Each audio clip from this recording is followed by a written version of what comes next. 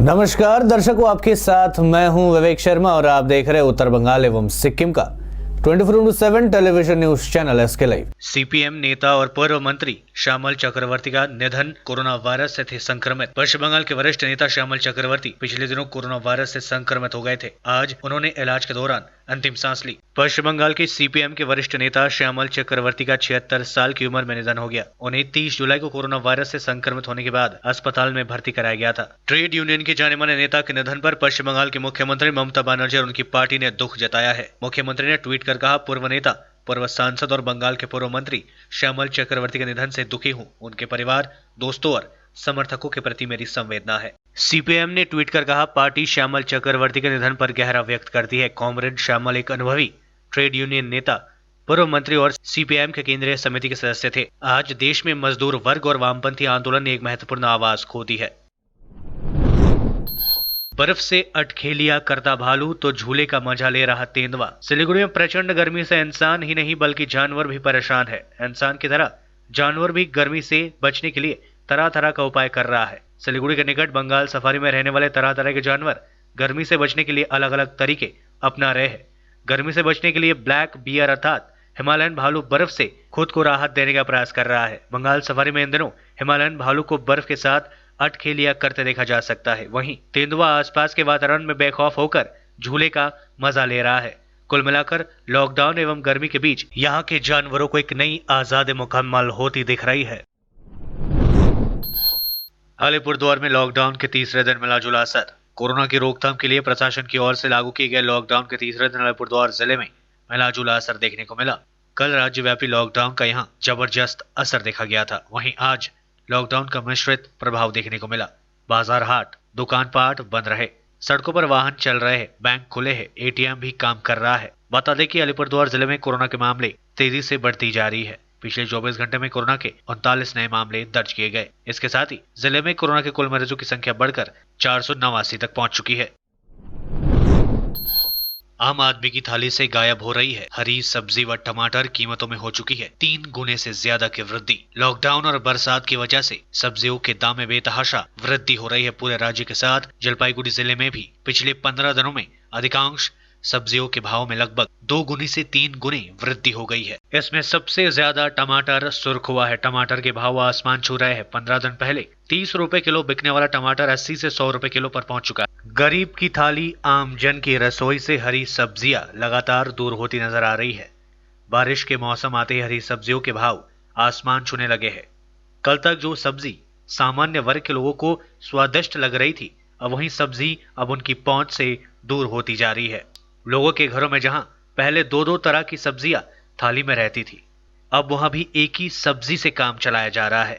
सब्जी विक्रेताओं की माने तो लगातार हो रही बारिश से सब्जियां पर असर पड़ा है। खेतों में बारिश का पानी जमा होने से उपज पर असर दिख रहा है। हालात ऐसे बन रहे हैं तो कुछ दिनों में हरी सब्जियों के दामों में और ज्यादा वृद्धि होने की संभावनाएं है। टमाटर सहित अन्य हरी सब्जियों के दामों में तेजी से उछाल। बरसात में सब्जियों की खेती नष्ट होने से सामान्य हरी सब्जियों को लेकर टमाटर के दामों में तेजी से उछाल आया है। जिले में गुरुवार को टमाटर के भाव 80 से 100 रुपए तक पहुंच गया। दूसरी हरी सब्जियों के दाम भी तेजी से बढ़ रहे हैं। हरी सब्जियां अन्य हरी सब्जियों के साथ साथ आलू के दाम भी उछल रहे हैं। खुदरा में प्याज 20 रुपए, लाल आलू 30 रुपए, सफेद आलू 28 से 30 रुपए किलो तक बिक रहा है। प्रति लौकी 50 रुपए, परवल 80 रुपए, गोभी 60 से 80 रुपए प्रति किलो, बैगन 80 से 100 रुपए प्रति किलो स्थानीय सब्जी मंडी में बिक रहे हैं। এখন ওই লকডাউনের বাজারে সবজি এখন বেশিরভাগ নষ্ট হয়ে যাচ্ছে আমাদের, আর এদিকে দাম বেশি কিনে আনতে হচ্ছে, বেশি বেচতে হচ্ছে। লঙ্কা প্রায় 200 টাকা। দুদিন আগে এখন লঙ্কার দামের ঠিক নেই, এক একদিন কমে একদিন বাড়ে। দুদিন আগে 100 টাকা ছিল, আজকে কত? আজকে 200 টাকা বেচতেছেন? হ্যাঁ। কেন তো বেশি কেন? দাম বাড়ছে, আমরা কি করব? লঙ্কা তো 200 টাকা কিলো, আলু তোমার 30 টাকা কিলো, সব তো 80-90 টাকার নিচে কোনো জিনিসই নেই। পটল তোমার 80 টাকা, ভেন্ডি তোমার 80 টাকা, করলা 80 টাকা, মূলা 100 টাকা। কি খায় মানুষ বাঁচবে বলেন? কেন এই কারণে, কি কারণে দাম বেশি মনে হচ্ছে? এখন কি কারণে এরকম দাম হচ্ছে তা তো বলা যাচ্ছে না দাদা। কালকে গেল লকডাউন, আজকে খুলছে, আজকে সবজি নিতে আসছি, এত দাম। এরকমভাবে যদি দাম টাম হয় তাহলে আমরা গরিব মানুষ কী করবো? না খাই মরতে হবে। এদিকে মানুষের বাড়িতে কাজে গেলে বলে কি লকডাউন, করোনা, কাজ কেমন করে করাবো? আমাদের মতন গরিব শ্রেণীর লোকের তো টাফ হয়ে যাচ্ছে। पश्चिम बंगाल के उत्तर दिनाजपुर में भाजपा विधायक की संदिग्ध मौत मामले में केंद्र और राज्य सरकार को सुप्रीम कोर्ट का नोटिस। सुप्रीम कोर्ट ने राज्य के उत्तर दिनाजपुर के हेमताबाद में भाजपा विधायक की संदिग्ध मौत की जांच को लेकर केंद्र और बंगाल की ममता सरकार को नोटिस जारी किया है। सुप्रीम कोर्ट ने बुधवार को यह नोटिस जारी किया है। इस नोटिस के बाद विधायक की पत्नी व भाजपा नेताओं में उम्मीद जगी है। सच्चाई सामने आने के लिए सुप्रीम कोर्ट जांच सीबीआई के हाथों में सौंपने का निर्देश दे सकता है। हेमताबाद के भाजपा विधायक देवेंद्र नाथ रॉय का फंदे से लटकता शव 13 जुलाई की सुबह उनके घर से लगभग 1 किलोमीटर दूर एक दुकान के बरामदे में मिला था। भाजपा और मृतक के परिवार के सदस्यों ने आरोप लगाया कि 1 साल पहले दिल्ली में माकपा से भाजपा में शामिल हुए विधायक की हत्या कर शव को फंदे से लटका दिया गया है। विधायक की पत्नी चंद्रिमा रॉय ने अपने पति की मौत की सीबीआई जांच की मांग करते हुए कलकत्ता हाईकोर्ट का दरवाजा खटखटाया था। मामले की आपात सुनवाई में न्यायमूर्ति शिवकांत प्रसाद ने चंद्रिमा की याचिका को खारिज कर दिया। कलकत्ता हाईकोर्ट ने राज्य पुलिस की खुफिया शाखा और सीआईडी को जांच सौंप दी थी। इसके बाद विधायक की मौत की सीबीआई जांच की मांग करते हुए शीर्ष अदालत में आवेदन दायर किया गया था। उस आवेदन पर सुनवाई के बाद सुप्रीम कोर्ट ने सीबीआई जांच के संबंध में केंद्र और राज्य को नोटिस भेजा। लगातार हो रही भारी बारिश के चलते मुंबई का हाल बेहाल। मुंबई के मरीन ड्राइव पर हाई टाइड, तेज बारिश के बीच समुद्र में उठने लगी ऊंची लहरें। महाराष्ट्र की राजधानी मुंबई में भारी बारिश के कारण बुरा हाल है। मुंबई के मरीन ड्राइव पर तेज बारिश के बीच हाई टाइड के आते ही समंदर में ऊंची लहरें उठनी शुरू हो गई है। हालांकि मौसम विभाग ने पहले इसे लेकर अलर्ट जारी कर दिया गया था। गौरतलब है कि बुधवार को लगातार बारिश होने के कारण शहर के कई हिस्सों में पानी भर गया है। सब यातायात ठप हो गए हैं। जहां लोग थे वहीं फंस गए हैं। हालात यही कि सिर्फ 12 घंटे में ही मुंबई के कोलाबा इलाके में इतनी बारिश हुई कि जितनी 46 सालों में नहीं हुई थी। भारी बारिश की वजह से मुंबई में जनजीवन अस्त व्यस्त हो गया है। हर तरफ बस पानी ही पानी है। गाड़ियां जगह जगह फंसी पड़ी है। यहाँ तक कि ट्रेनें भी फंस गई है। एनडीआरएफ और आरपीएफ को भी लोगों की मदद के लिए उतरना पड़ा है। हालात इतने खराब हो गए कि कल शाम को पीएम मोदी ने महाराष्ट्र के सीएम उद्धव ठाकरे से बातचीत भी की और हर संभव मदद का भरोसा दिलाया है। दूसरी ओर उद्धव ठाकरे ने लोगों से अपील की है कि वह बिना किसी जरूरी काम के अपने घरों से ना निकले और घरों में सुरक्षित रहे। 15 तृणमूल छात्र परिषद के सदस्य भाजपा में हुए शामिल। सिलीगुड़ी कॉलेज के पूर्व सीआर समेत 15 तृणमूल छात्र परिषद के सदस्यों ने गुरुवार को भाजपा का दामन थाम लिया। वे सभी आज भाजपा के सिलीगुड़ी सांगठनिक जिला के अध्यक्ष प्रवीण अग्रवाल की उपस्थिति में भाजपा में शामिल हुए। भाजपा में शामिल होने के बाद तृणमूल के सदस्यों ने बताया कि तृणमूल कांग्रेस में व्याप्त भ्रष्टाचार एवं युवाओं को रोजगार नहीं मिलने से खफा होकर वे लोग तृणमूल को छोड़कर भाजपा में शामिल हुए हैं। लेते छोड़ा सा ब्रेक, फिर मिलेंगे ब्रेक के बाद। अपने सपनों को संजोने के लिए ओम डेवलपर्स लेके आए हैं Shri Shyam farm house villa, जिसकी पहले फेज के सभी प्लॉट्स बिक चुकी हैं और दूसरे फेज की बुकिंग और रजिस्ट्रेशन है चालू। प्लॉट की साइज है 3 से 6 कट्ठा तक, तो देर किस बात की, अभी फोन उठाइए और बुक कीजिए। Shri Shyam farm house villa, Phulbari. Contact number 9609784045 या 9733036000। बहुत जल्द इसके तीसरे फेज की प्लॉट भी लॉन्च होने जा रही है। Wonderful place of education. ICFI University, Sikkim. Committed and dedicated faculty, career-oriented programs, comprehensive mode of learning, vibrant campus life, extracurricular and co-curricular activities, cultural programs will give you wings to your creative thoughts. Enter with aspiration, get educated with inspiration, acquire a wonderful career with perfection. ICFI University, Sikkim. कक्षा 10वीं और 12वीं के बच्चों के लिए है सुनहरा मौका। 10वीं के बच्चों के लिए है पैरामेडिकल कोर्स और 12वीं के लिए है मेडिकल कोर्स। किफायती फीस व बैंक की सुविधा के साथ विभिन्न डिग्री डिप्लोमा है उपलब्ध। सभी स्ट्रीम के बच्चों के लिए खुली है state nursing council and Rajiv Gandhi university and health science and paramedical board, government of Karnataka से मान्यता प्राप्त Adan paramedical and nursing college. Contact number 8016235569, Champasari, Siliguri. आज जहाँ कोरोना से सभी है परेशान, हम लाए हैं कमाने का तरीका आसान। 21वीं सदी में महिलाएं आत्मनिर्भर होकर स्वाभिमान के साथ जीना चाहती है। अगर आप एक गृहिणी हैं और घर से ही मुनाफे वाला व्यवसाय करने का सोच रहे हैं, तो आपके लिए सुनहरा मौका लाए हैं टपरवेयर के सिलीगुड़ी स्थित पूरे नॉर्थ बंगाल के डिस्ट्रीब्यूटर नारायणी पार्टी सेल्स। तो सोचिए नहीं, स्क्रीन में दिए गए नंबर में संपर्क कीजिए और विस्तृत जानकारी लीजिए। घर बैठे पैसे कमाए, आज ही फ्री मेंबरशिप लीजिए, अपने सपनों को पूरा कीजिए। मुश्किल की इस घड़ी में आपका साथ ही सिर्फ टपरवेयर के लिए एसके लाइव ही बेस्ट ऑप्शन है। एसके लाइव का इस क्षेत्र में 24 घंटा टेलीविजन, एंड्रॉइड ऐप और वेबसाइट पर प्रसारण होता है। सोशल मीडिया पर भी हम उपलब्ध हैं। हमारी व्यूवरशिप 9 लाख से अधिक है। सिक्किम, हैथवे और NXT डिजिटल पर, दार्जिलिंग और कालिम्पोंग में दोनों हैथवे और CCN सेटअप बॉक्स पर, कलामपुर से लेके मैनागुड़ी हैथवे पर, सिटी केबल पर सिलीगुड़ी और आसपास, नक्सलबाड़ी से पानी टंकी तक NXT डिजिटल में। तो सोचिए नहीं, कॉल करें 7908554308। ब्रेक के बाद आपका फिर से स्वागत है, बढ़ते हैं खबरों की तरफ। राम मंदिर के शिलान्यास के उपलक्ष्य में आज नक्सलबाड़ी में विश्व हिंदू परिषद की ओर से किया गया भव्य पूजा का आयोजन। प्रधानमंत्री नरेंद्र मोदी ने बुधवार को राम मंदिर के लिए भूमि पूजन करने के साथ ही आधारशिला रखी, लेकिन कल पश्चिम बंगाल में लॉकडाउन था। इस कारण कई जगहों में पूजा अर्चना नहीं हो सकी, लेकिन इसी कमी को पूरा करने के लिए आज नक्सलबाड़ी ब्लॉक के मनीराम इलाके में स्थित डाकुआ कॉलोनी में भव्य रूप से राम पूजन का आयोजन विश्व हिंदू परिषद की ओर से किया गया। पुरोहित के मंत्रोच्चार के साथ पूरे विधि विधान के साथ पूजा को संपन्न किया गया। इस अवसर पर विश्व हिंदू परिषद की तरफ से दिलीप बरोई ने बताया कि हिंदुओं का 500 वर्ष का सपना पूरा हुआ है। पूरे देश में खुशी और उमंग का माहौल है और इसलिए हम लोगों ने यहाँ पर भव्य पूजा का आयोजन किया है ताकि सभी लोग इसमें शामिल हो सके। গতকালকে আমাদের অযোধ্যাতে যেখানে রাম জন্মভূমি, সেটা 500 বছর পরে আমরা পেয়েছি ফিরে, তার যে একটা আনন্দ এবং উৎসাহ ছিল সেটা আমাদের গতকালকে এখানে লকডাউন হওয়াতে, বিশেষ করে নকশালবাড়িতে লকডাউন ডেট দিদিমণি সেভাবে করে দিয়েছেন সারা বাংলাতে, তার জন্য আমরা গতকালকে সেই আনন্দটা, সেই পূজাটা আমরা করতে পারিনি। আজকে তারই সেই উদ্দেশ্যে আমাদের এখানে পূজাটা হচ্ছে। মানে বাঁধ ভেঙে গেছে, আনন্দের বাঁধ ভেঙে গেছে। আজকে 500 বছরের প্রতীক্ষার পর আজকে আমরা সেটা ফিরে পেয়েছি এবং ভূমি পূজন হচ্ছে। তার ইসে আমরাও এখানে ভূমি পূজন করছি, রামশিলা পূজা করছি। মানে এটা তো আনন্দের বাঁধ একদম ভেঙে গেছে। যেরকম ওই বন্যা হয়, যেমন বাঁধে আটকে থাকে, তারপর যখন জলটা বেশি হয়ে যায় তখন কি হয়, মানে উপচে পড়ে, সেই মানে আনন্দটা আমাদের সেরকম উপচে পড়ে আনন্দ শুরু হয়েছে। নকশালবাড়ি স্থানীয় ফুটানি মোড়, ঢাকনা কলোনি, মনিরাম জিপি নকশালবাড়ির অন্তর্গত।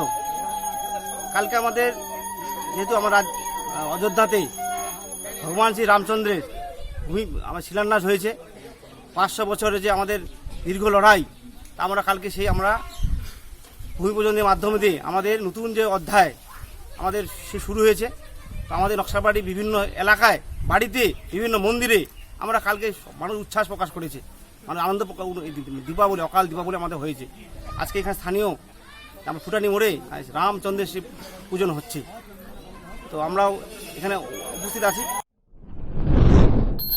बोलेरो के धक्के से एक व्यक्ति की मौत। मालदा जिले के गाजोल बालोरघाट राष्ट्रीय सड़क पर 21 माइल इलाके में बोलेरो के धक्के से एक व्यक्ति की मौत हो गई। मृतक की शिनाख्त अमात्य मुखर्जी के रूप में की गई है। उक्त व्यक्ति बीरभूम जिले के हेमंतपुर इलाके का रहने वाला बताया जा रहा है और 21 माइल इलाके में एक होटल में काम करता था। आज उक्त व्यक्ति देवताला इलाके से पैदल 21 माइल की ओर आ रहा था। उसी दौरान अचानक तेज रफ्तार एक बोलेरो ने उसे जोरदार धक्का मार दिया। बोलेरो से धक्का लगने के बाद वह सड़क पर गिर पड़ा।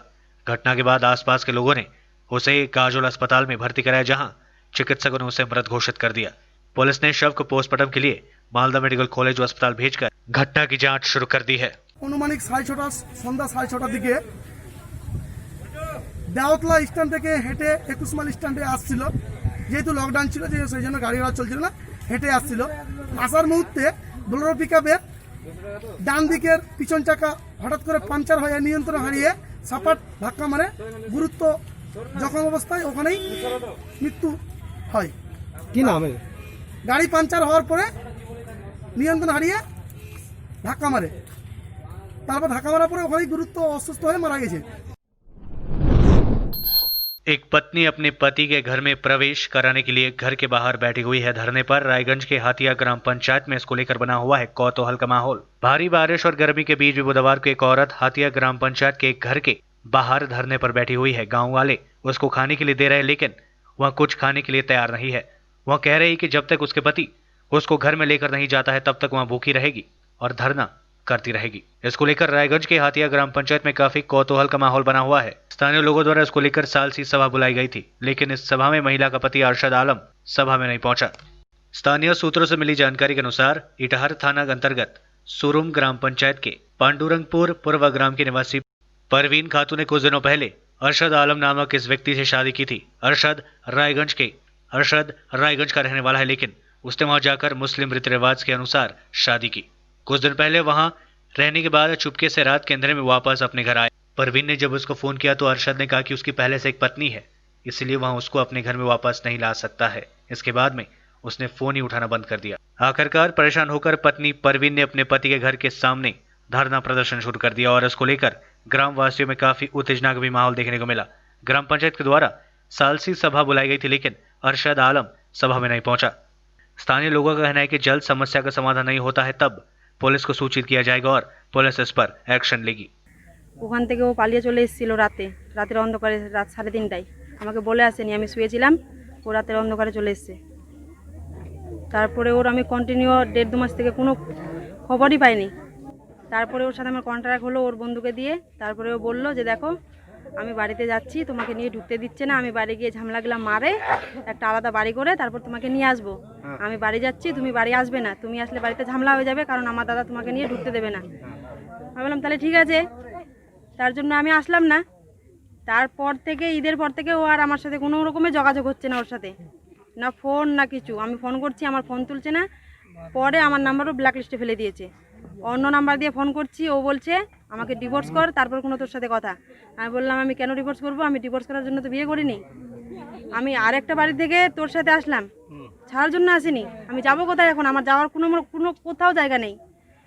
তারপরে বললো তোমাকে আমি টাকা দেবো, তুমি ওই টাকায় জায়গা কিনে তুমি বাড়ি করে থাকবে।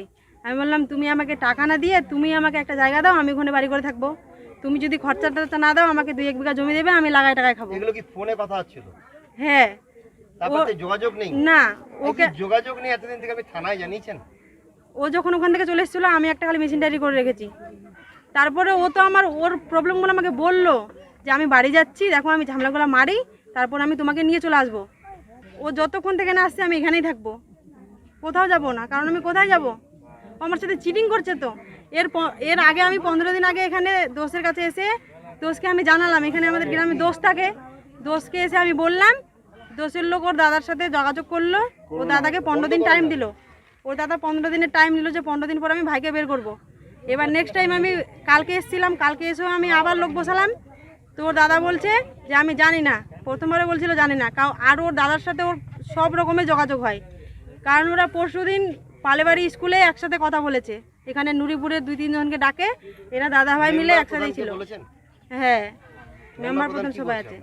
মেম্বার প্রধান বলছে তুমি যেরকম পারো ওকে ধরো, ওরা গ্রামের লোক ওকে ডাকছে, ও ধরা দিচ্ছে না। ও বলছে আমি ডিভোর্স করে দিয়েছি, ও হোয়াটসঅ্যাপ করে দিচ্ছে। এখানে যে থাকবেন খাবার দাবার কোথায় পাবেন? এখানেই না খেয়ে মরবো, কোথায় যাব আমি? ও আমার সাথে চিটিং করছে। তো আমি ডিভোর্স করিনি, ও লোকের ফোনে হোয়াটসঅ্যাপ করে দিচ্ছে, আমারও সাইন আছে ওই পেপারসে, আমি সাইন করিনি। বিষয়টা অ্যাকচুয়ালি ওই ছেলে যে আরশাদ আলী যে বিয়ে করেছিল ওকে, ওই আরশাদ আলী ওনার স্ত্রী পারভিন খাতুন গতকাল ও বিয়ে হয়েছে 2019 সালে জানুয়ারি মাসে। তো দীর্ঘদিন ধরে রায়গঞ্জে ও ভাড়া হিসাবে থাকতো। ভাড়া হিসাবে থাকার কারণে ভাড়া প্রায় 2 মাস আগে হঠাৎ করে ও নিরুদ্দেশ হয়ে যায়।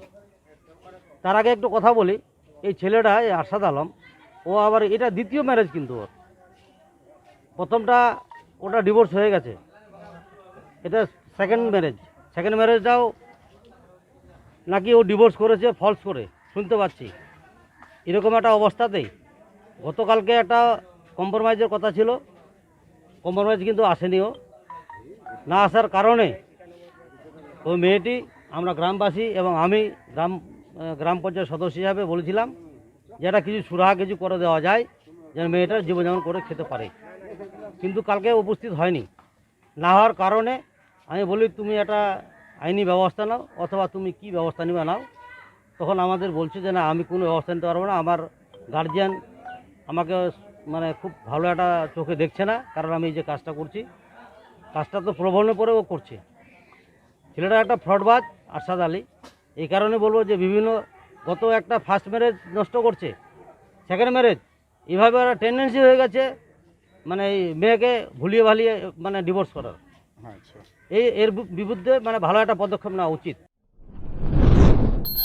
कुछ समय की बारिश ने कलिंगपोंग का हाल किया बेहाल। फ्लैश फ्लड्स के कारण बाढ़ जैसे हालत बने। उत्तर बंगाल और पहाड़ में लगातार हो रही प्रचंड गर्मी के बीच कल शाम को हुई पल भर की बारिश के कारण कलिंगपोंग पहाड़ी क्षेत्र का हाल बेहाल हो गया। आरसी मंत्री रोड हाट बाजार पर रहे घरों में बारिश का पानी घुसने से लोगों को भारी परेशानियों का सामना करना पड़ा। लोगों के घरों में रखे गए सामान पानी के कारण नष्ट हो गए। फ्लैश फ्लड्स या कहे बाढ़ की स्थिति देखने को मिली। दूसरी ओर भारी बारिश के कारण एक 10 वर्ष के बच्चे के बह जाने की खबर सामने आ रही है। कालिंपोंग जिले के 34 नंबर समष्टि अंतर्गत भालूकूप चमड़ा गोदाम निवासी मोहम्मद अनवर अनेस ओलिया खातून के 10 वर्षीय बालक मोहम्मद अल्लाह राखा पानी की तेज बहाव में बह गया। आज सुबह से उक्त बालक की तलाशी अभियान सिविल डिफेंस के कर्मी कर रहे हैं। चोपली नानी आए थे तो भाई को माथि घर देखेन आए थे, यहाँ चोपली झोडे थियो, चोपली खोज्नुको लागि आए, पानीले बगेर जाने थियो, त्यो चोपली पकड्नु गयो नि नानीले बगेर गयो। पसेर माथिदेखि तलसम्म नै हामीले चेक पनि गर्यौँ र बेलुका नभेट्दाखेरि एकदमै कुहिरो लागेको अँध्यारो र पनि कोसिसै गर्यो, किनभने जग्गा जग्गामा यति बिघ्न त्यो मैलाको थुप्रो छ, स्पेसली प्लास्टिकहरू लगेर जमिएको छ। अब त्यो भित्र पनि हुनसक्छ, किनभने राति अब त्यो सबै खोतलेर हेर्ने हाम्रोमा कुनै साधनै थिएन र अहिले बिहान पनि फेरि एक राउन्ड चाहिँ हामीले बिहान लगायौँ। भाइ बहिनीहरूले बिचाराले खोज्यो, तलैसम्म नै खोज्यो र अहिलेसम्म चाहिँ अब पाएको छैन र अब दिउँसो फेरि 9 बजेको बादमा चाहिँ ग्रुपमा हामी डिभाइड भइवरी तल मल्लीसम्म नै खोज्ने चाहिँ अब यसो यहाँको समाजहरू सबै मिलेर चाहिँ सल्लाह चाहिँ मिलाएको छौँ। हजुर एउटा दिदीले देख्नु भएछ, हजुर देख्दाखेरि चाहिँ अन्त यहाँ पुगेछ, हामी यहाँ थियो हामी चाहिँ, हजुर होइन हामी चाहिँ ड्रोन नभए तल गयो, हामी त्यहाँ देख्यो तल हुँदैछ, उतै लग हामी जानु सक्छौँ बाङ्गेर, उता लग भित्रबाट हामी उताबाट थियो, अनि दुईजना हामीले नन स्टप गऱ्यो। त्यो पानी चाहिँ यो खोल्ला पनि नाखा खाएको थियो कि, किनभने खोल्ला खोल त्यो यस्तै वलको मुनि गएर तलसम्म मात्रै रुखमा झुन्डेर खुट्टा लाग्यो, त्यो अब आउँछ भनेर त्यहाँदेखि रुखै लाग्ला जस्तो भयो। त्यही चाहिँ हामी फर्केर आयो, पुरा पानी आयो, त्यही चाहिँ यहाँ हल्ला गरेको हामी पानी चाहिँ हामी पानी पाएको राख्छु सोध्नु न पानी चाहिँ पानी थियो, हामी गएको भए हामीलाई लाने स्थिति। त्यहाँदेखि फेरि म आफ्नो नानी हेर्दै अन्त पानीले गर्दा पुरा पानी आउँदाखेरि चाहिँ बाहिर निस्किनु पाएन हो।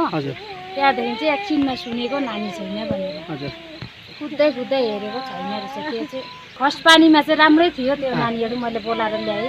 सेकेन्डमा फेरि कति बेला कुदेछ, चप्पल बग्यो भनेर हो, चप्पल बग्यो त्यति चाहिँ सुनेको मैले। छोड्दा अलिक प्रब्लम हुन्छ, अन्त अहिले सानो गाडीबाट हामी सर्च गर्छौँ, त्यहाँदेखि के चाहिँ इक्विपमेन्ट्सहरू चाहिन्छ र के चाहिन्छ त्यो गाडी ठुलो गाडी लिएर आउँदैछ पछाडिबाट। अहिले चाहिँ हामी जस्ट सर्च आउँदैछौँ के छ बाटोको कन्डिसनहरू हेरेर त्यहाँदेखि जान्छ।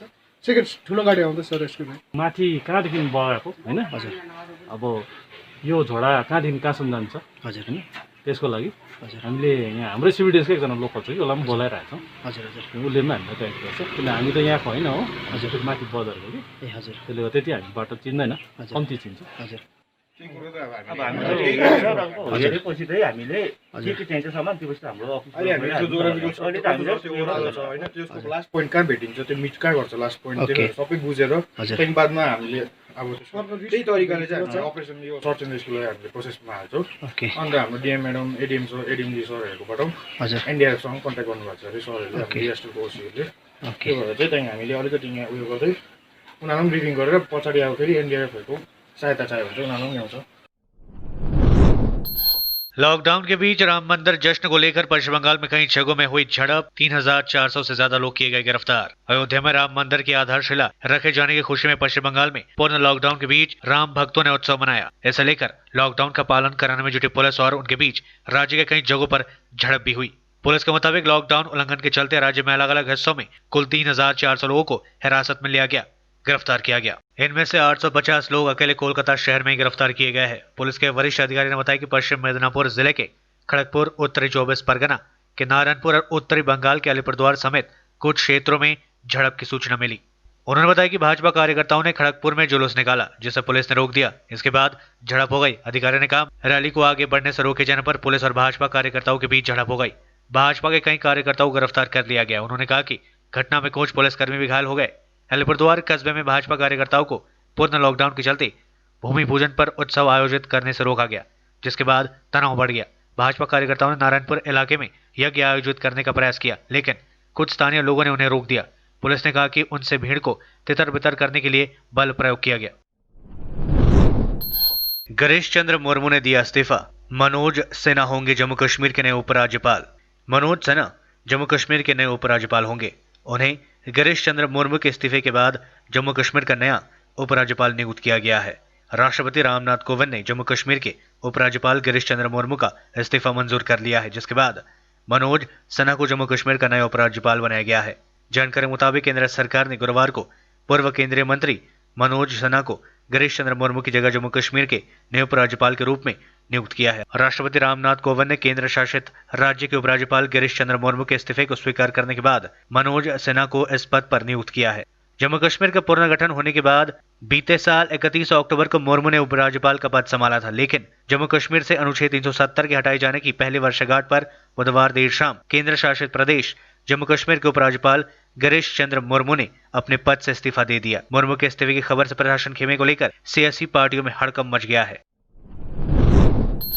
अपने दो साथियों के हत्यारे बीएसएफ जवान ने उच्च अधिकारियों पर लगाया उत्पीड़न का आरोप। भारत बांग्लादेश सीमांत इलाके में मालदा खंड 146 बटालियन के बीएसएफ जवान उत्तम सूत्रधर ने मंगलवार सुबह तड़के 3 बजे अपने दो साथियों की गोली मारकर हत्या कर दी थी। इस मामले में उसे गिरफ्तार कर लिया गया है। आज बुधवार को रायगंज पुलिस के द्वारा उसको अदालत में पेश किया गया, लेकिन अदालत में पेश होने से पहले उसने अपनी रक्षा में अपने उच्च अधिकारियों पर कई आरोप लगाए। उसने आरोप लगाया कि अधिकारियों द्वारा उसको मानसिक रूप से प्रताड़ित किया जाता था, उसको खाने के लिए नहीं दिया जाता था और हाथ से खाने की थाली छीन ली जाती थी, घर पर फोन नहीं करने दिया जाता था, उसको अनेक प्रकार से उत्पीड़ित किया जाता था और यही कारण है कि परेशान होकर उसने गोली चला दी। अपने दो साथियों के हत्यारे आरोपित जवान को बीएसएफ ने अपने कब्जे में लेने के बाद रायगंज पुलिस के हवाले कर दिया था। बीएसएफ जवान पर 302/25/27 के तहत मामला दर्ज किया गया है। मोबाइल फ़ोन लेके ये अफसरों की ये तानाशाही है, ये तानाशाही कभी ख़त्म नहीं होगा। जो आवाज़ उठाएगा वो मेरी तरह जाएगा, लेकिन हम जाने के लिए तैयार है, हम कभी डरने वाला नहीं है। वो सिचुएशन ऐसे क्रिएट किया है इन्होंने जानबूझ के, पूरा प्लानिंग के साथ, छोटे सोचे समझे जाल था ये, पूरा प्लानिंग के साथ। क्योंकि मेरे जैसे लड़का, मैं कभी भी किसी चीज़ में कोई भी अभी भी चैलेंज करता हूँ। इस बीएसएफ में कोई भी ऐसा सोल्जर होगा जो मेरे साथ चैलेंज लेगा इस बटालियन में, क्योंकि इस अफसरों के खिलाफ अगर कोई भी आवाज़ उठाएगा तो उसको ये लोग यही करता है। ये सारे सोचे समझे जाल है। और ये जितना भी अफसर है, मनोहर लाल कुआसी, ये डीसी डागर, ये नरेंद्र बोला है, ये सब मिले जुले हैं। कंपनी से जवानों से पैसा खाता है, रोटी का पैसा खाता है, जवानों को पेट का खाना का पैसा खाता है, जवानों को कड़ी धूप में मार रहे हैं, ड्यूटी से मार रहे हैं। सब गद्दार है, देश के गद्दार है सारे जितने अफसर है। आज के लिए बस इतना ही और मुझे दीजिए इजाजत और देखते रहिए SK लाइव, आपका समय आपकी खबर। धन्यवाद।